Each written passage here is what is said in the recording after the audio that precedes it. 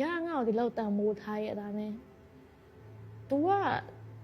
တက်တိုင်ပေါ်မှာတော့မထိုက်တန်ပဲနဲ့ဒီလောက်လူရည်စည်းတွေတော့မတရားတော့နေထုံနေမိဝဲအဲ့လိုလူတော့ဖေကသူ့ရဲ့အသက်ကိုပေးပြီးချစ်ခဲ့တယ်ငါဘာလို့လူတယောက်ကိုသွားမျောလဲနေတာလဲဆိုတဲ့အတွေးပဲ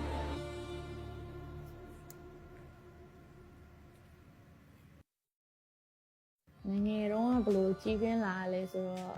comfort zone မှာကြီးပြင်းလာတာဖြစ်တယ်ပေါ့နော်ဆိုတော့ဘာမှတိတ်စိတ်ပူကြမလို့လိုချင်တာအမြဲတမ်းရနေတဲ့ဘဝဖြစ်တယ်8နှစ်ခွဲ9နှစ်နီးပါးလောက်မှာအငယ်မလေးကိုမိခင်နဲ့ဖခင်ကထပ်ပြီးတော့ရခဲ့တာဖြစ်တယ်အဲ့လိုမျိုးအငယ်မရောက်လာတော့အငယ်မကိုမချစ်ဘူးတော့မဟုတ်ချစ်တယ်ဦးစားပေးရကိုမဟုတ်တော့သူဖြစ်သွားတယ်ပေါ့ကိုယ့်ရဲ့စိတ်ထဲကနေအဲ့လိုမျိုးဆုံးဖြတ်နေမိတာပေါ့နော်ငါ့ကိုမချစ်တော့ဘူးငါ့ကိုဦးစားမပေးတော့ဘူးဆိုတဲ့ဟာတော့စိတ်ထဲမှာရှိတယ်အမေကအဲ့ဒါတွေပြီးတော့သူကတော့မေတ္တာပို့ပေးတယ်ပေါ့နော်ငယ်တော့ကတော့အကြောင်းခဏခဏပြောင်းတယ်အကြောင်းတစ်ကြောင်းနှစ်ပဲတက်တယ်ပေါ့နော်9တန်းနှစ်မှာကျတော့ YS ကိုပြောင်းသွားတယ်ပေါ့နော်9တန်းကနေ12တန်းထိအဲ့ကြောင်းမှာပဲတက်တယ်ပြောင်းသွားတဲ့အချိန်မှာတငယ်ချင်းအပေါင်းအသင်းဆုံလာပြီပေါ့နော်အိမ်မှာမရနိုင်တဲ့ပျော်ရွှင်မှုမျိုးအပြင်တငယ်ချင်းတွေစီမှာရတယ်9တန်း10တန်းလောက်မှာ day party တွေတက်လာတယ်ပေါ့နော်9တန်းလောက်မှာ night club တက်တဲ့အရွယ်ဖြစ်သွားပြီကိုလှုပ်ချင်တာလှုပ်တယ်ကိုပျော်ရင်ကိုပျော်တာမှန်သမျှကိုကုန်လှုပ်တယ်ပေါ့နော်တနေ့မှာအဖေနဲ့အကြီးကျယ်ပြဿနာတက်တယ်ပေါ့နော်အဖေကညီကိုလိုခင်ရတဲ့လူတယောက်ရှိတယ်ပေါ့အဲ့လူတယောက်ကရီးစားထားတဲ့ဟာကို तू ကမြင်သွားတာပေါ့အဖေကိုတော့ပြန်ပြောတော့အဖေကအဲ့နေ့မှာအရက်တောက်ပြီးပြန်လာတယ် तू ကခေါ်လိုက်တော့ကိုကဆင်းလာတယ်ခိုင်းလဲမူးတော့ခေါ်တာပဲလေနော်သူ့ရဲ့စီးပွားရေးအကြောင်းပြောပြတာများတယ်ပေါ့နော်အဲ့နေ့ကျတော့အလုံးမဟုတ်ဘူးဆင်းလာတော့လေကားအောက်မှာ3ထစ်ဆင်းမှုကြံသေးတယ်ဒါပေမဲ့ तू ကအဲ့အောက်တော့မရောက်သေးဘူးနင်းဆိုတာတလုံးပဲပြောပြီးတော့ရိုက်လိုက်တာပေါ့နော်။ပါရိုက်လိုက်တာလေကားမှာလဲသွားပေါ့။ဖေကလေဘင်းညှက်ထားကိုလေဘင်းအစ်နေပြီကွာ။စကားမပြောနိုင်တော့ဘူး။အဲ့နဲ့အဖေကိုပြောလိုက်တယ်။ပါဇက်နဲ့ပြောလို့လက်မပါနဲ့လို့။ဖေကျင်းချက်လာချင်တော့ဘာမှမပြောတော့အန်ကြည့်တော့အဖေကိုကန်လိုက်တယ်ပေါ့နော်။တခါမှမြိုက်ဘူးတဲ့အဖေကပထမဆုံးချိန်အဲ့လိုမျိုးလက်ပါတော့စိတ်ထဲမှာနာကြီးသွားတာ။အဲ့နောက်ပိုင်းနေရာနေစပြီးတော့အဖေကိုစိတ်ထဲမှာမကျေနပ်တော့ဘူးဖေကငါ့ကိုထိလက်ရောက်လုပ်တယ်ဆိုတော့အတွေ့အမြဲတမ်းခေါင်းထဲမှာဝင်နေတာပေါ့10တန်းလောက်မှာတော့စာရန်လုပ်တယ်17တန်း12တန်းမှာစာပြီးမူရစေဝါတုံးတက်လာတယ်ပေါ့နော်မူရစေဝါကဆွဲလန်းနေတော့မဟုတ်ဘူးတုံးတက်လာတာပဲရှိတယ်ပြိုင်ကားတွေနဲ့ဒီ night life မှာပြောပါတယ်ကျောင်းဝတ်စုံနဲ့ပဲ club ရောက်သွားတဲ့အချိန်တွေလည်းရှိအောင်နော်အဲ့ဝတ်စုံနဲ့ပဲအိမ်ပြန်တာမဟုတ်ဘဲနဲ့ကျောင်းကိုပြန်လာခဲ့ရလည်းရှိတယ်ပေါ့ကျောင်းအချိန်ပြည့်တတ်တာတော့ရှားတယ်ပေါ့နော်ပထမတစ်ခေါက်တော့ကျောင်းအုပ်ကခေါ်ပြောတယ်နောက် warning ပေးတယ်တိတ်ပြီးသူမဆိုင်အိမ်ကိုပြောတော့လဲမိဘကိုမနိုင်တော့12တန်းပြီးတော့အဖွားထိုင်းမှနေတာသူစီသွားတယ်အိမ်မှာတငယ်ချင်းတယောက်နဲ့အဆက်သွယ်ရတယ်ပေါ့ high school မှာခင်းတဲ့တငယ်ချင်းဖြစ်တယ်သူတငယ်ချင်းတယောက်ကကိုကိုကြိုက်နေတာကိုကိုကြိုက်နေပေမဲ့အဲ့တငယ်ချင်းတယောက်ကမကောင်းလို့သူကကိုကာကွယ်ရင်းနဲ့သူနဲ့နှီးဆက်သွားတာအဲ့လိုဖြစ်သွားတော့သူနဲ့တွဲဖြစ်တယ်ပြီးတော့ခရီးရန်နေမှာရှိရလေအိမ်တောင်မပြုတ်ရတဲ့အတူတူမနေရဘူးဆိုတော့စီကန်းရှိတယ်အမြင်ပွင့်နေတဲ့လူငယ်တယောက်ကဘာမဆိုဖြစ်နိုင်တယ်ဆိုတော့အတိအခေါင်းနဲ့ရောက်နေတာဘာမှမကြီးမဆိုင်ဘူးနော်အဲ့လိုမာယွင်းသွားတယ်ပေါ့တရက်ကြတော့အစာအိမ်ဖြစ်တဲ့အချိန်မှာအစာအိမ်ကအကြီးကျယ်ဖြစ်သွားတာတွေးအန်တာပါအထီးဖြစ်သွားပါတော့စေကန်းတော့ပြန်ပြတဲ့ရက်ချိန်မှာတော့ပြန်ပြတဲ့အချိန်မှာကိုဝင်ရှိနေတယ်ဆိုတာသိလိုက်ရအောင်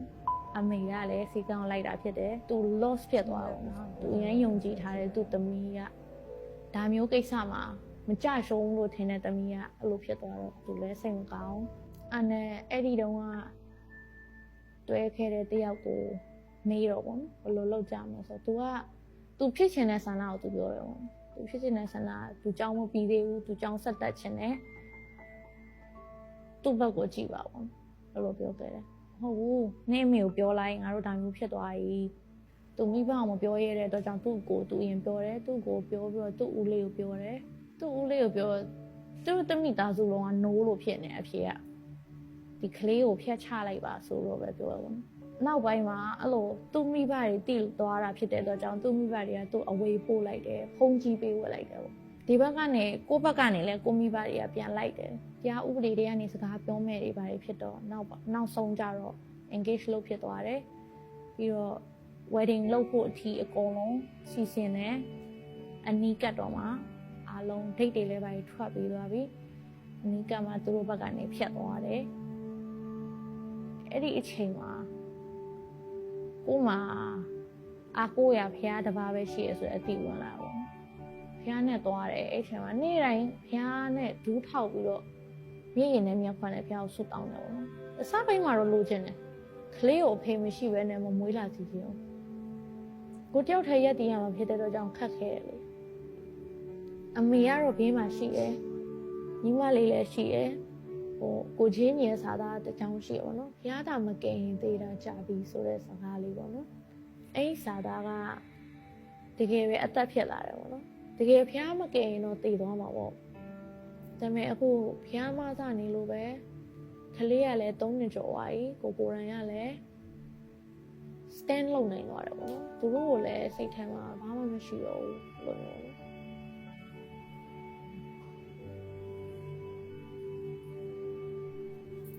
ကြားပြီးတော့အသက်ဖြစ်နေတဲ့အရာပါလဲဆိုတော့ဆရာဒေးဗစ်လာရဲ့နောင်တနဲ့ပြန်လာတဲ့သူ့သားကိုဖျောက်တော့သားဆိုပြီးပေါ့နော်သားကိုအဖေကအရာတွေအကုန်ပြန်ပေးရဆိုတဲ့အရာပေါ့နော်သားကတော့အဖေစီကအမွေတွေယူပြီးထွက်သွားတယ်အကုန်တုံးဖြုံးပစ်လိုက်တယ်ဝက်စားတဲ့အစာအိုတော့သူစားခြင်းမတက်ဖြစ်တယ်ငါဖေအိမ်ကကျွန်နေအောင်ဒါမျိုးမစားရဘူးဆိုတဲ့အတိနဲ့သူပြန်လာတယ်ကျွန်ပဲလောက်ရပေါ့နော်အဲ့လိုပြန်လာပေမဲ့အဖေရဲ့မေတ္တာကြတော့အလုံးမဟုတ်ဘူးပေါ့နော်ကောင်းငယ်ဖိုင်ရဲ့မေတ္တာကြတော့ကြီးမားတယ်ပေါ့နော်အဲ့ဒီအချိန်မှာငါပြန်မယ်ပေါ့အရာတွေဘာတွေအရေးမကြီးဘူးငါပြန်မယ်ငါလုံနေတာမေတ္တာဖြစ်တယ်ဆို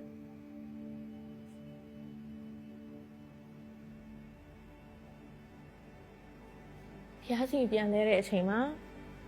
ဖျားရဲ့မေတ္တာခံစားရတယ်ပေါ့နော်ဖျားရဲ့မေတ္တာကြောင့်ပဲကိုယ်တစ်ဖက်ရန်သူကိုဖွင့်လို့နိုင်သွားတာဖြစ်တယ်သူမေတ္တာမပါဘဲနဲ့တော့ဘလို့မှဖွင့်လို့နိုင်ကြအကြောင်းမရှိဘူးဒီအကြောင်းအရာပေါ့နော်ဒီငယ်တို့ပြောချင်တဲ့စကားလေးကဘာလဲဆိုတော့လူငယ်ပဲအပျော်ရှားပါပဲမှန်တယ်သူ့ပေမဲ့အဲ့အပျော်တွေကကိုဘိုးကတော့ဘာအထောက်ကူပေးနိုင်လဲပေါ့ကိုရေရှည်ကိုကြည့်ရမယ်ပေါ့နော်ကိုပျော်လို့လုပ်လိုက်တယ်ဆိုတဲ့အရာတစ်ခုကတစ်ချိန်ကျရင်အမဲဆက်ဖြစ်နိုင်မလားဆိုတဲ့အရာလေးကိုပြန်စဉ်းစားရမယ်ပေါ့နော်စာတန်းနီးမျိုးစုံနဲ့ဖျားထားတဲ့အကြံစီကိုမပြည့်စုံအောင်လို့သူကဖြည့်ဆည်းဖို့ချောင်းနေတာအဲ့ဒီအချိန်မှာကိုကဘာရမဟုတ်ဘူးဒီလို twist လေးလုပ်လိုက်တဲ့အရာကိုကိုကအဲ့မှာသွားပျော်မိသွားတာကိုလဲတော့ကိုပတ်စံနဲ့ကိုသုံးခဲ့တာမူရစီကသူများပတ်စံနဲ့သွားသုံးတာမဟုတ်အခုကလေးတွေခုခေတ်ကလေးတွေအလုပ်လည်းမရှိအကင်လည်းမရှိမိဘနောက်ခံလည်းမရှိမူရစီဝါတွေပဲအရာနေလေကိုခန္ဓာကိုပေးပြီးသုံးနေတာလားမလုံနဲ့ဘာလို့လဲဆိုတော့မြင်နေရတယ်လေမကောင်းလေဒီအရာတွေကကိုတန်ဖိုးထားရမယ်ကိုတန်ဖိုးထားမှသူတစ်ပါးပြန်တန်ဖိုးထားမှာပြီးတော့ဗောနော်လွတ်မြောက်စေခြင်းတယ်ဘာပဲဖြစ်ကိုဘလောက်ပဲလဲကြနေပါစေချစ်သူနဲ့မှားယွင်းသွားတာလားဒါမှမဟုတ်သူတစ်ပါးပဲတင့်ုံစော်ကားသွားတာလား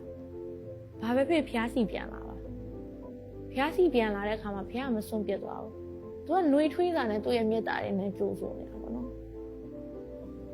အဲ့မေတ္တာကိုခံစားရင်လေတခြားမေတ္တာကိုမျှော်လင့်မှာမဟုတ်တော့ဘူးဘာလို့လဲဆိုတော့ကိုယ်တိုင်ကလည်းခံစားခဲ့ပြီးသွားပြီဒီဖျားမေတ္တာနဲ့